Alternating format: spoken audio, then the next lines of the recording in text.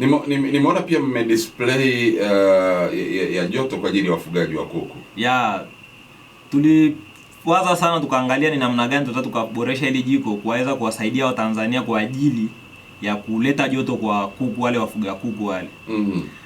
Tumedesign jiko letu zuri la wastani laweza kumudu faranga kuanzia 100 mpaka 1000. Na majiko haya lazalisha joto kwa kuku, joto zuri, na unaweza ukaongeza joto lako na ukapunguza joto kulingana na utavoangalia vifaranga wako wanatakaje. Ya jiko hili la mudu vizuri joto na alileti madhara yoyote kwa mifugo wako wala kwa kuku. Tayari baadhi ya wateja wanatumia majiko yetu na imeonekana jiko hili sana ya matumizi, kwa sababu nishati inayotumika ni oil chafu na oil inayotumika pale ni kiasi kidogo sana. Ndio. Umesema jiko kama hili kwa mfano nikiangalia kwenye hichi kitenki kinahifadhi lita ngapi? Jiko hili jiko dogo la plate moja matumizi ya nyumbani inahifadhi oil lita 2.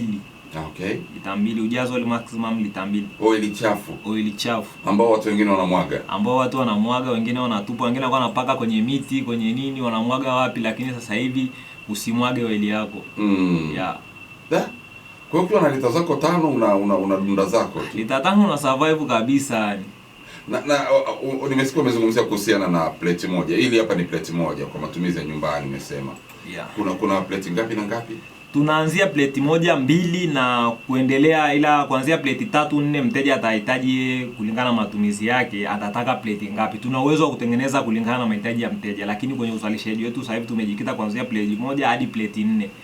Endapo mteja ana matumizi mengi atatoa order yake special, tunaweza tukamzalishia. Yeah. Imekaa vizuri. Na kimependeza pia ukijaribu kukiangalia.